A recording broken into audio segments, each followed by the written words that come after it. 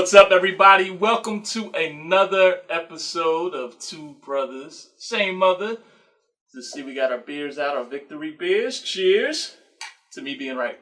I mean, what did you say when I said the Eagles were going to win? Said you were crazy. I believe that the phrase was, that is insane. That is insane. But what's crazy is I guess. Now, I guess you could be right when the first half of the show, you're saying there's no way. In the second half, that's not what I said. The rally cap! That's not what I said. First off, I said that I did not see at that moment. As we got throughout the show, I did see. My eyes were opened up to the greatness that is 11 Carson Wentz. Oh my God. That is insane. And I told you that they were going to sign a kid from the practice squad. What's his name? Forman Kokmaz or? No. We actually thought that it was going to be the kid, Burnett. Yes. But this other kid, I forget his name off the top of my head. From Old Dominion. Which he was a walk-on. But, as you can see, we're all in a good mood. So yes, let's sir. dive into something that is going to be really good for us. What went right? And I'm going to start off with the Aussie. Jordan Mailata. Did he win a job last night? Well, here's the thing. No matter how good or how bad he played, he's going to be our left tackle. At least a minimal for the next 3 games. No, that's not what I'm asking. No, hold on. Okay. Hold on a minute. Do you give JP the deuces after last night?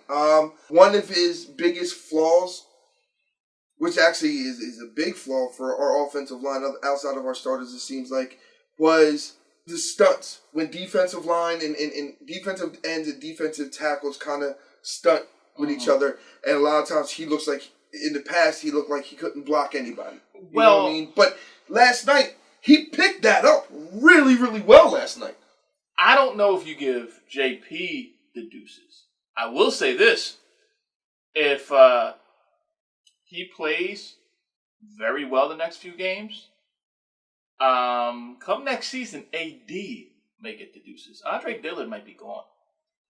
And you know how I am about line play, so. Mm-hmm. But yeah, I mean, I personally think he has 1 or 2 more games like that. He won a job. Not just to be the third string swing tackle. No, he might be our left tackle. Much like Villanueva, who we had, which we, Chip gave up on and now has been a stalwart on Pittsburgh's squad.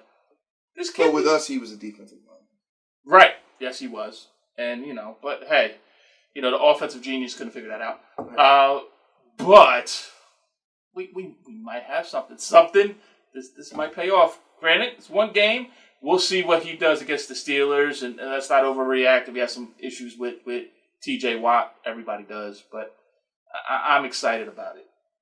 What else did you think went right? Well, first of all, if anybody that knows me knows I am about energy. I'm a whole energy guy, vibes guy, try to be present. And if you're wondering why, after an Eagles win, I am wearing Sixers and Phillies gear for one reason and one reason only. Because that's where it started. That's where this win started earlier in the week with the hiring of Doc Rivers. Okay? And Clentak stepping down, baby. So that's where it all started. It started the good vibes in Philadelphia, and it ended with good vibes with the win with the Eagles. Having the owner of the Phillies come out and say that he's not going to re-sign JT Realmuto and replace Clentak with pretty much his doppelganger and what's his name? Something Rice, I forget. Glenn Rice, Jim Rice, Fried Rice. It doesn't matter. That's not a good vibe for me. I don't care. Clentak's not there. He is not drafting, and he is not picking up free agents.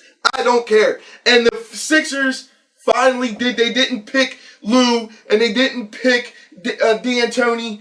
They picked the second best available coach out there. Reason I say second best is because I am a Mark Jackson guy.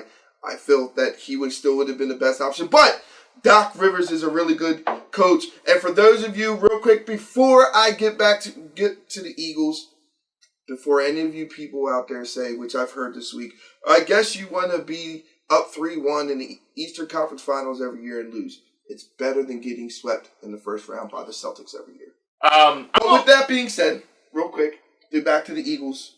You kind of took a little of my thunder with Jordan Mailata for the offense. What went right, but what went right for me was also me and this gentleman right here have been preaching since 2018.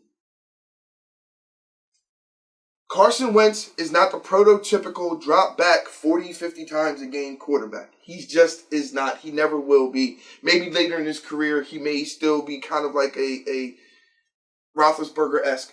That he is reincarnation of Ben Roethlisberger. That's what he is.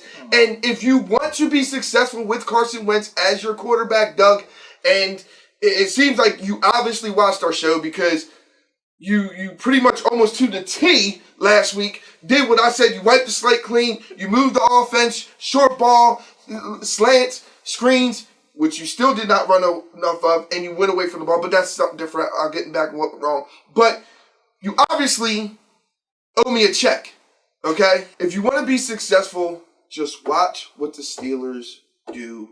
Go back to young Ben. That should be our offense. Okay. Sorry. Now, I just want to continue with Carson because I'm going to give, although Doug did a lot of nice play calling, I'm going to give Carson some credit too. With a lot of this. Yeah, there was a couple throws that were off. But did you see the block that he had? Yo, when he was getting ready to rumble the defensive back, yeah. Show me. Like, what? You know what I mean? You really don't want your quarterback doing that. But I guess if you're 6'6", 250, I guess you can get away with that. Man, I was so happy to see that.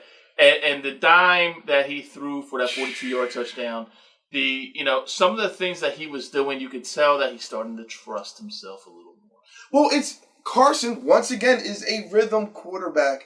And that's all you needed to do was get him confident. Make him feel like he's involved in the game. He's just that way, man. It's just that simple. Not to go back to the lines. I'm a big boy. I like talking O-line and D-line play. But the defensive line looked great last night, too.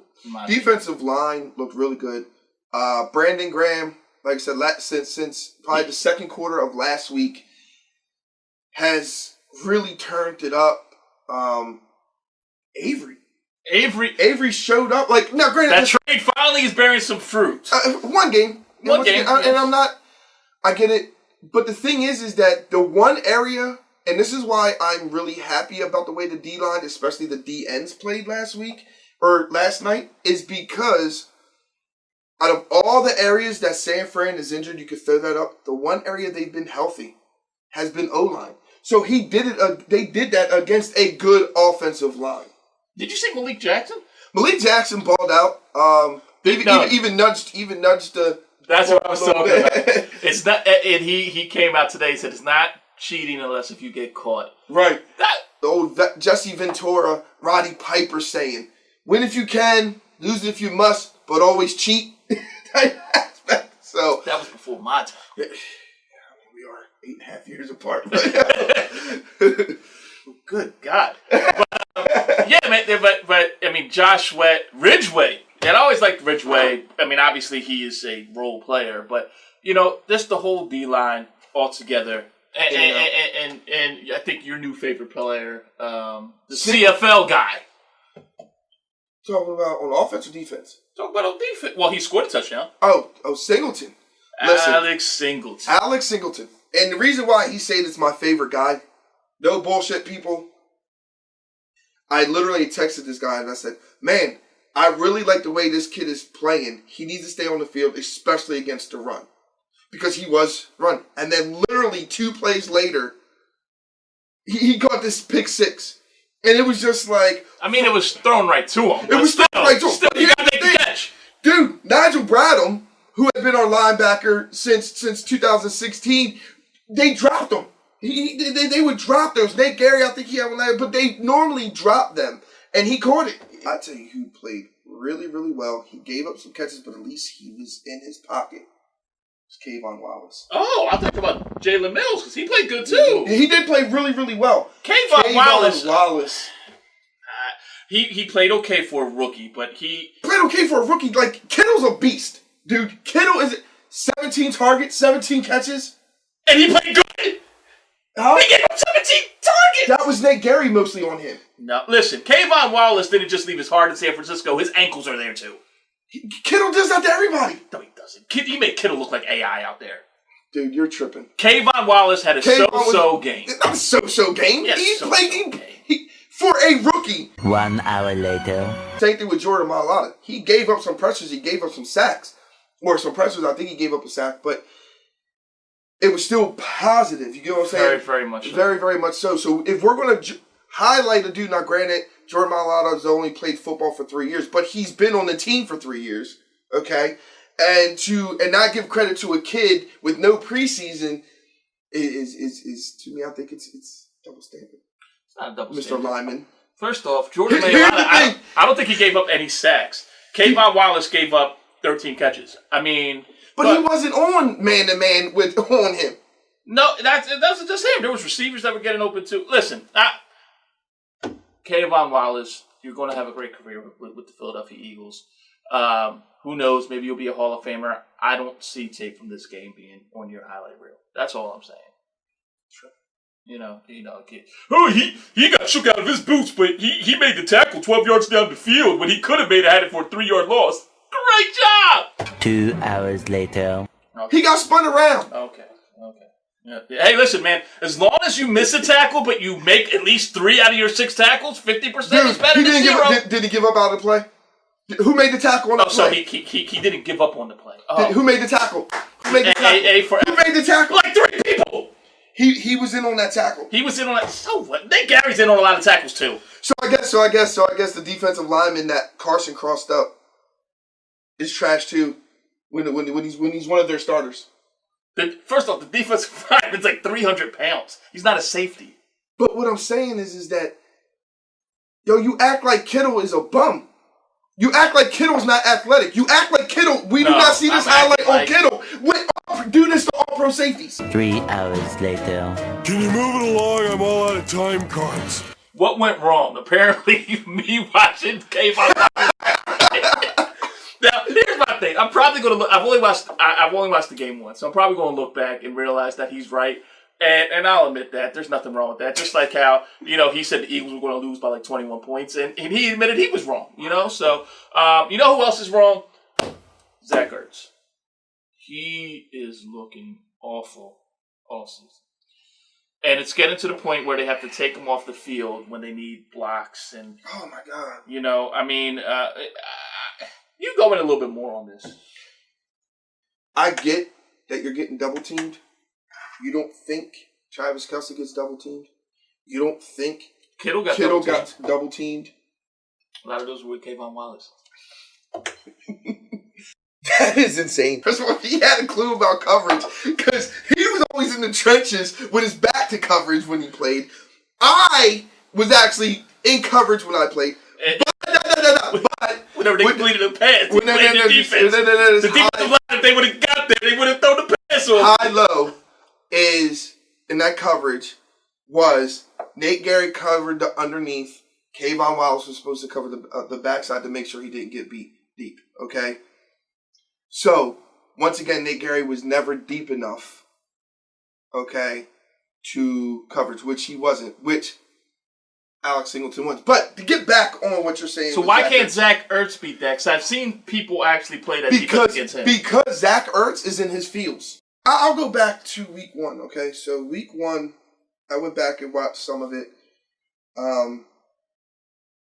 And there was a play where they called a timeout. The Eagles called a timeout. It was called on the Sixers. When the Eagles called a timeout, and he was like on one knee and like looking up in the sky, like, kind of like how you're looking in your phone. I'm listening to you. You know what I mean? So he was like ho-hum about it. When he got pulled off last night for that play, you saw how he was just kind of like.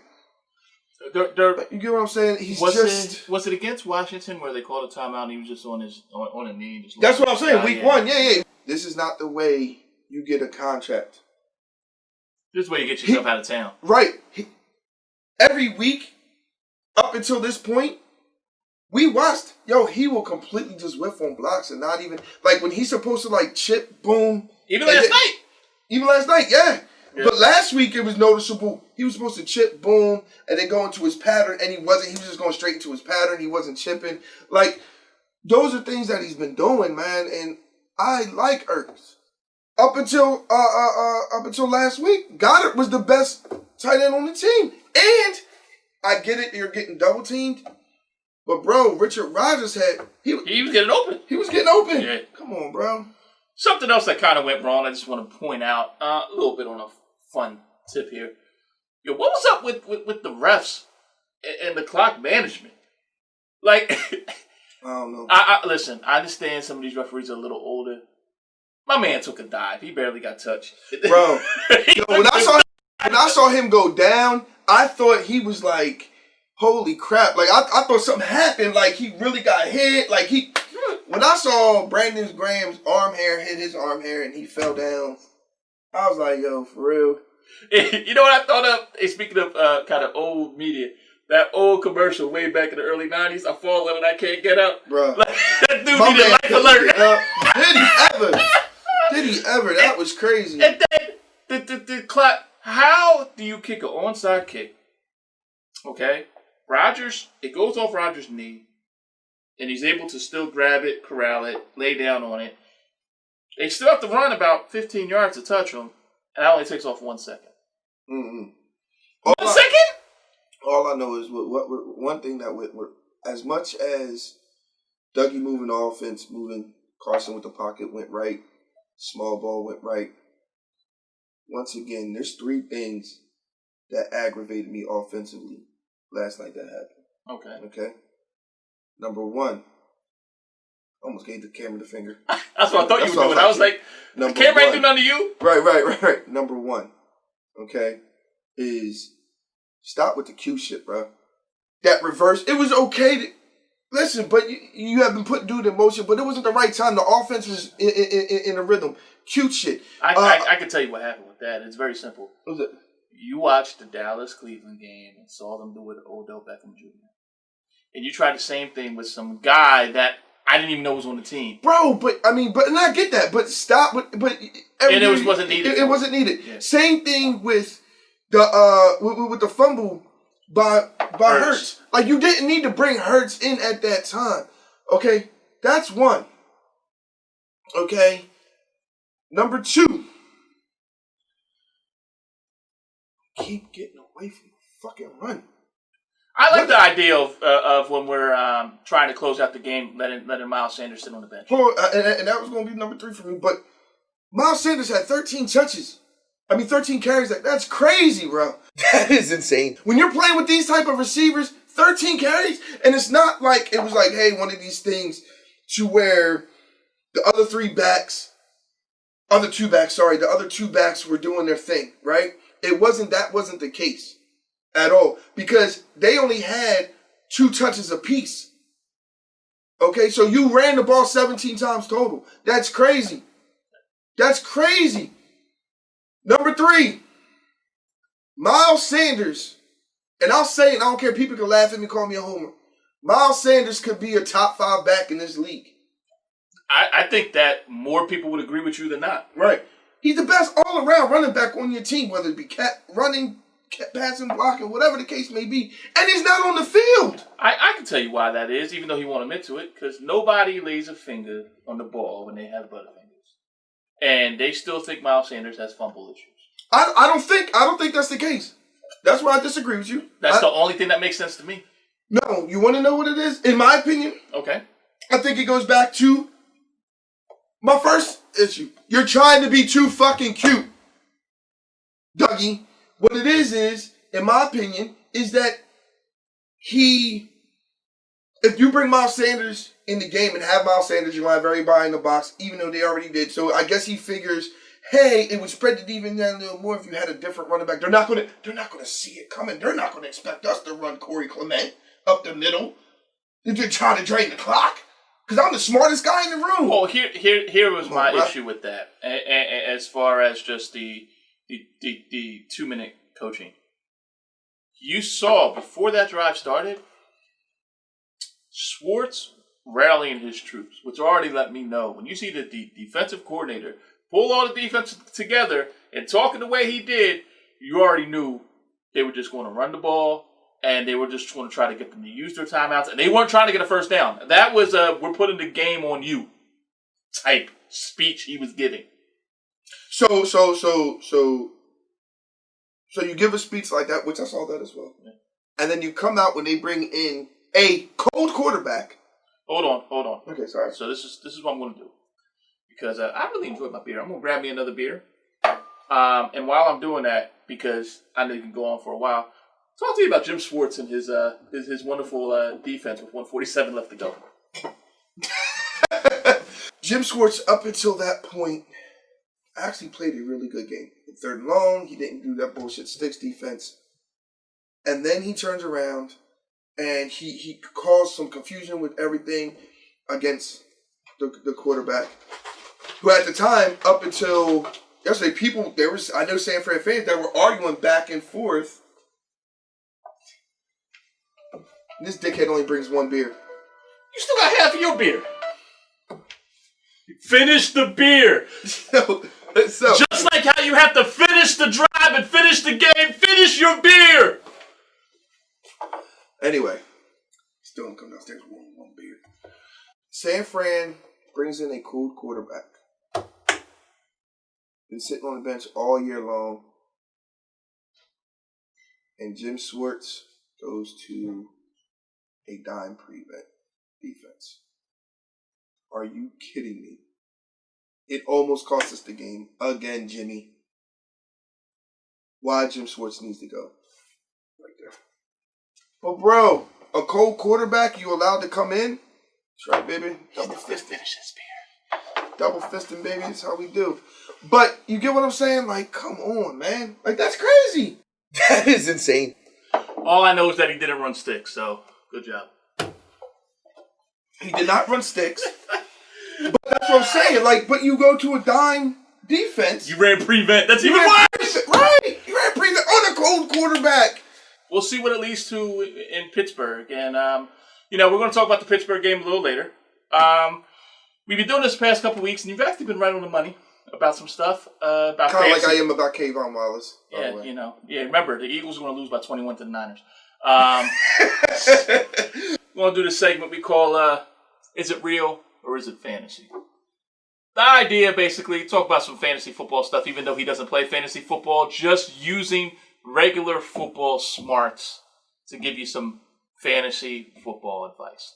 So I'm actually going to talk about 3 people who had some either breakout performances or have been having a breakout season, just to see if you agree with some stuff here. Yeah, see, half a beer, full beer spill. That's it. You time for a water break already? Oh man, right? But so we're going to start with a guy we all know, OBJ, Odell Beckham Jr. Okay. Finally had a breakout game. He had 3 touchdowns. He had 5 catches, but they were for a ton of yardage, and he also had 2 rushes for over 70 yards. I think one of his touchdowns was a rush, wasn't it? Yes. Kevin Stefanski says he wants to get Odell involved a little bit more. Do you think that this is going to springboard Odell Beckham into being the guy that we know he could be? No. Okay. And because of this, is Baker Mayfield as a quarterback. Period. He had 3 touchdowns. Baker Mayfield was only involved in one of them. That is true, because Jarvis Landry threw the first one. Yeah. Threw the first one, and I mean, listen. It's stupid. So if you have Odell Beckham Jr., sell high. Who does Cleveland play this upcoming week? That is a good question. I could tell you real quick. The Browns, they play the Colts. So no, definitely not this. Listen, I'm not saying Odell can't have a great game, but this because the Colts defense is actually playing really well so far. Now here's a guy that most people haven't heard of. If you're into fantasy football, you're starting to pick up on some stuff. So if I was going to tell you, name the top 5 running backs as far as fantasy football points, or just top 5 running backs. Mm-hmm. Name a couple, and I'm tell you they're on the list. Okay, yeah. I mean Zeke. Yep. Nick Chubb. Actually, no. But really? Yeah, Nick Chubb. But your usual suspects. And the rookie running back, Kareem Hunt 2.0 Oh, on the man, Chiefs. you did bad on this. You don't play fantasy football. No, I don't at all. But, your Zeke's, your Christian McCaffrey's, your Saquon. Well, I didn't include those two because of their own. Sure. That's why. But one guy that no one saw coming, undrafted free agent, James Robinson from Jacksonville. Okay. Now, James Robinson, he's averaging 15 carries and 3 catches. He's averaging almost a TD per game. He's top 5 in fantasy points. Does play for Jacksonville. Do you see James Robinson continue to be based off of yards and all-purpose yards? We'll do it. A top 10 running back in this league for this year. I guess if you're saying pass and catching and stuff, I haven't watched a lot of Jacksonville. I think I've watched 2 games. Only been 4. Yeah, I'm 50% on that. More than most people. Yeah. You know what? I'm going to go out on a limb and say just because Jacksonville doesn't have a whole lot, and he's going to have to do. He's probably going to catch a lot of little bailout plays from Garner. So yeah, I'll say top 10, especially with so many injuries at the running back position around the league. So yeah. McCaffrey's coming back. Barkley's not. Chubb looks like it might be a serious injury. I will say James Robinson is averaging more carries than Miles Sanders got last night, for what it's worth. Crazy. The other guy I'm going to ask you about. So we were talking top tight ends. Okay. Name a couple of your top tight ends. Just Travis Kelce, Kittle, Andrews from Baltimore. What about Jonnu Smith? Who? Jonnu Smith from Tennessee, the Titans, is actually. They don't have Ben Troop? Yeah, Ben Troop retired like 8 years ago. That's an old Madden joke. Yes. I still have nightmares about that. But anyway, we'll get into that another time. Yes. But Jonnu Smith has 13 catches, 3 touchdowns. He's actually third in scoring amongst tight ends with the 3 touchdowns. Okay. Do you think that Jonnu Smith is going to be a pivotal part of that Tennessee offense for the rest of the season? I'm not going to ask compared to other tight ends. Just right. I mean, yeah, I think he will be a pivotal part of that because that's just the way the league is. You know what I mean? And the tight end position is more prominent now than it's ever been. I think so because of all the speed that a lot of teams have on the outside and everything, and it opens up the middle. So if he's their number 1 tight end, I've really not watched any Tennessee. So I mean.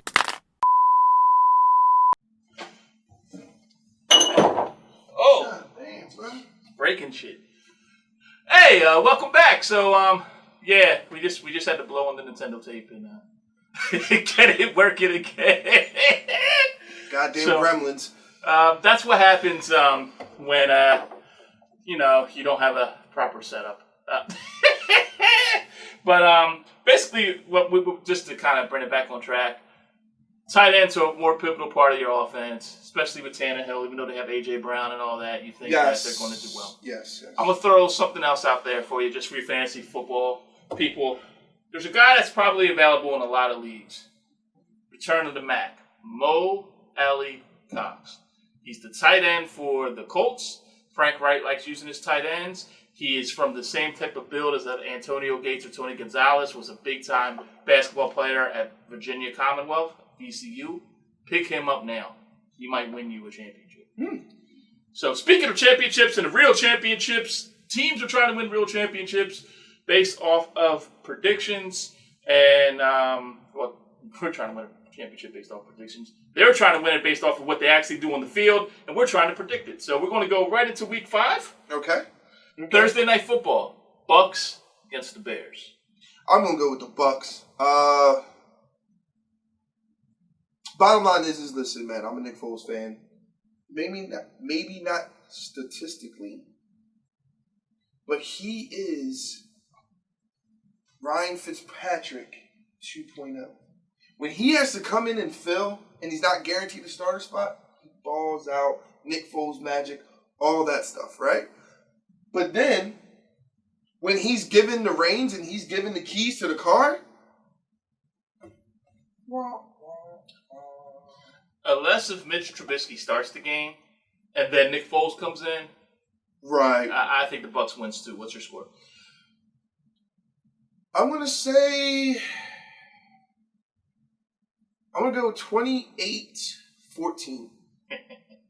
I have 28-16 Bucs. Oh, shit. Yeah, I have my stuff already written down. Yeah. So, yeah. Now, one thing interesting thing about the Bucs, just want to point out, everybody talks about Gronk and O.J. Howard. Cameron Brate's a good tight end for them, too. Bills versus the Titans. The Titans are coming off an unexpected bye week. Bills right now, man, they're playing good as a team. Josh Allen is really playing well. Yeah, that's... I'm going 24-17. I have the Bills 24-17. Josh Allen, by the way, is the third best quarterback in the league right now based off of rankings. Number one, obviously, is Russell Wilson. And number two, I believe, is Aaron Rodgers. So, there you go. Jags versus Texans. I think the Texans get their first win of the season. They're just... Sometimes you can't win with just pure talent. And it's crazy because what the Texans are reminding me of are the Eagles of 2010-11 with the whole the 2011 with the whole dream team. They had the highest paid roster in the league. But sometimes talent just can win you a game or two or three. But I just see Texans winning. It's not going to be pretty. I'm going to say 27-13.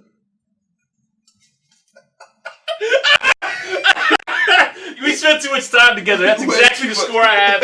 I do disagree with the talent thing. I think the problem with the Texans is they got rid of too much talent. I think you have built an offense based off of, or at least, Deshaun Watson does very, very well to get out of the pocket and throwing downfield, and you got rid of DeAndre Hopkins. And, all due respect to Randall Cobb and Will Fuller, Randall Cobb is definitely up there in years. Will Fuller can't really stay healthy. He's still nursing an injury. So. Well, that's what I was saying. It reminded me a lot of the whole dream team with us was that even though we had some talent, what we did was we went out and spent all this money on aging talent other than Asamoah, who we're not even with. Yeah, I think you're cheating off my paper, so. I think I know you You literally got that shit turned. Yeah. Right. Bengals versus Ravens. I'm going to do the Doug Peterson play call thing. Bengals versus Ravens. I want to go. That's how well Joe Burrow has played that we have to think about this. And not just that, but no matter how good we are, Washington always plays us tough. And that's what it is about Cincinnati. No matter how good the Ravens are, Cincinnati always plays them tough. It's a division game, but the Ravens are a really good team, man. And the Ravens are going to win 20. And I know I just said it's going to be close to the first half, and it is, but the Ravens are going to separate themselves. So I'm going to go 28-13. So I think that you're right, but I think the Bengals are going to start leading a comeback. It's going to be super close. The Ravens D is going to collapse down on them. I have 31-27 Ravens. Oh, wow. Really close. Wow. Okay. Now we have the Panthers. Okay. The Panthers that look very surprising, coached by former Temple coach Matt Rule, against the Falcons. Atlanta's a dumpster fire, bro. And Matt Rule has those guys having fun. You know what I mean? And things like that. So I'm going to go Carolina. And I'm going to say 24-20 Carolina. That's exactly what I have. And here's the funny thing. I'm going to throw one more thing in there. There's 7 playoff teams this year. Carolina's one of them. I think Carolina makes the playoffs this year. Mike Davis is playing great too, unsung hero, filling in for Christian McCaffrey. God, we spent too much time with each other. Raiders against the Chiefs. I don't think we'll agree on this score. So I'm going to go Chiefs. And I'm going to say it's for obvious reasons. I mean, I know it's a division game with the Chiefs. The Raiders just can't get out of their own way. 31-14. I think it's going to be a lot closer because it's a divisional game. The Chiefs win. Super close, 30-28. The Cards. The Cardinals versus the Jets. Even though I predicted Russell Wilson, who is balling out, Russell Wilson to be Aaron MVP. Rodgers is winning the MVP, though. You can't switch now. You got to ride with Kyler. You got I want to to ride with him. I just listen. I hope Kyler does. I think he will finish third, but I think Aaron Rodgers is going into leapfrog Russell Wilson later on in the season. I just think I disagree with you, but I definitely can see where you can get that point. Aaron Rodgers is playing really well. I just don't want to admit he's right. Right. So, who won't win the MVP is Sam Darnold. Will not win the MVP is Sam Darnold. Kyler Murray is going to look like an MVP candidate in this game. And I don't think it's going to be close. I'm going to say 24-3 Cardinals. The Jets made Mark Ripken's nephew look good. Not saying that, Brett Ripken is bad, but he's a third-string quarterback. Right. I think it's going to be 34-17. Okay. So, Rams versus the Washington football team. Rams. I was surprised that the Rams struggled against the Giants last week, which was really surprising. I really like the kid Chase Young. I really, really do. I think he's a baller. And I definitely think he's a difference maker on the defensive side of the ball. But I'm still going to go with the Rams. And I'm going to say Rams 24-21. Wow. Well, I have the Rams with 24. If Alex Smith isn't coming back, I don't think Washington has a chance. Dwayne Haskins, I don't think is that good. I think it's 24-6. My opinion. Dolphins versus the Niners. I personally think Jimmy G will be back after seeing that performance with Nick Mullins. But that's just my opinion. We don't know that for fact. But your thoughts? Yeah, I go San Fran. And even if not, I think Beathard sealed his as his number 2. I'm going to go 24-10. The Fighting Finns. They're actually fighting. I think it's going to be really close. Just because the Niners just have so many injuries. But I think the Niners win 21-17. Okay. The Giants versus the Cowboys. I actually think the Cowboys win this one. I think the Cowboys win, and I think they roll. And I think it's, I want to say 35. I want to say 35-14. We're in week 5. I predicted the Cowboys to beat the Rams, to lose to the Falcons, to beat the Browns, and I predicted them to beat the Seahawks. I've been wrong all 4 times. I'm going to keep going with this. So I'm going to predict the Cowboys to win 31-17. Let's hope it continues. Let's hope it continues. How would the Cowboys lose and the Eagles win? It's almost Christmas. It is. Browns versus Patriots. I don't know if they'll have Cam. I know the rules are different with COVID. Oh, I'm sorry. Broncos versus Patriots. Broncos. That's totally different. I definitely, with or without Cam, I still think the Patriots can beat the Broncos. So with that being said, 24-7. I agree. I think the Patriots can beat the Broncos regardless of who they have at start. I'm going to assume that they don't have Cam Newton. Yeah. And it's going to be close. But they win 20-17. Colts versus the Browns. I'm going to go with the Colts. Maybe it's because Frankie Reich is over there. I'm never going to go against him. I'm going to go with the Colts, but I'm going to go with a fun shootout. I want to say 31-28 Colts. I think this is the Browns' year to make the playoffs and really, really compete for the division. So I'm giving you the Panthers are going to make it in the NFC. The Browns are going to make the playoffs in the AFC. I'm not saying they're going to win the division. I don't think that they top the Ravens. They might finish behind the Steelers too. But I think they make the playoffs. And I think the Browns win this one 27-21. Vikings versus the Seahawks. Sunday night. Here's the thing, another thing that you were really right about last week that I was wrong about. Dalvin Cook went off, and he really led Minnesota to win. But he ain't gonna be enough against Russ. I'm going to say I'm on this 28 kick today. So I'm going to say 27-17 Seattle. I think it's going to be more of a rout than that. I think the MVP runner-up, Russell Wilson. I noticed that little jab. I think he's going to play spectacular. And every time we watch him, it's just a stab to Eagles fans. DK Metcalf is going to have a great game. 31-13. Monday!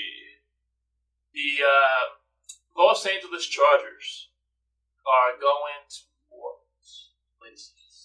Wow.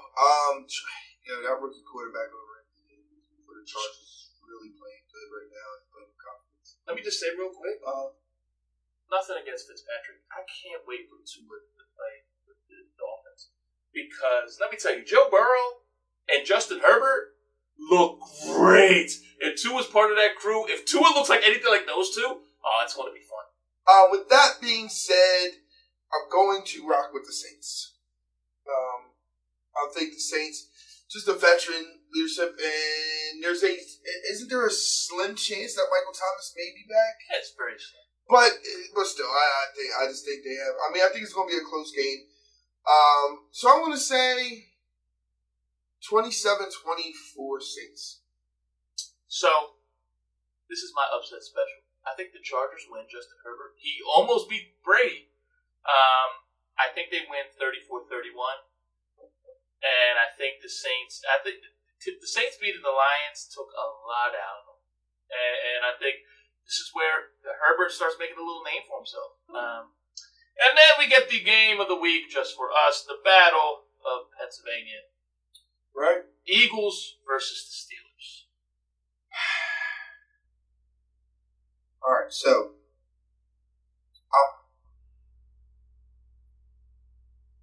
praying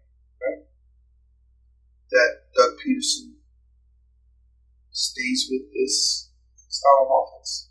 And that's why, and they do have pretty explosive offense. Every time I look at it, Ben is like vomiting. They have a lot of speed. So I'm going to say